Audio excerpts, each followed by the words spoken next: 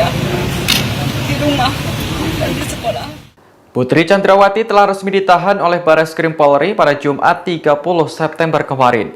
Sebelumnya, istri Ferdy Sambo tersebut tak ditahan lantaran masih memiliki balita.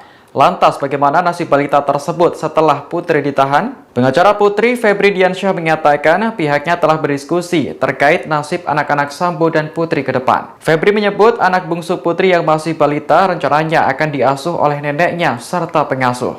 Sementara untuk anak-anak lainnya, Putri telah menitipkan pesan sebelum dirinya ditahan. Ia berpesan agar anak-anaknya bisa dititipkan di rumah dan sekolah mereka masing-masing. Meski begitu, Putri tetap diberikan hak untuk bertemu dengan anak-anaknya. Hal tersebut seperti yang disampaikan Kapolri Jenderal Listio Sigit Prabowo saat mengumumkan penahanan terhadap Putri.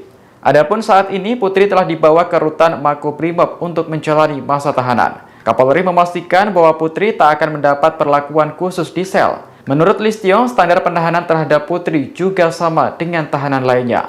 Sementara itu, Polri saat ini sedang memproses pelimpahan bukti dan tersangka tahap 2 ke pihak kejaksaan. Listio mengatakan pelimpahan tahap 2 akan digelar pada pekan depan. Saya ikhlas peraturan seperti ini.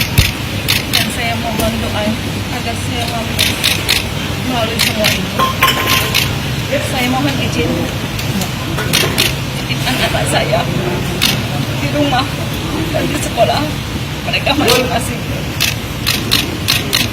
Untuk anak-anakku saya belajar yang baik dan kita sudah baik cita-cita dan selalu berbuat yang terbaik. Udah ya.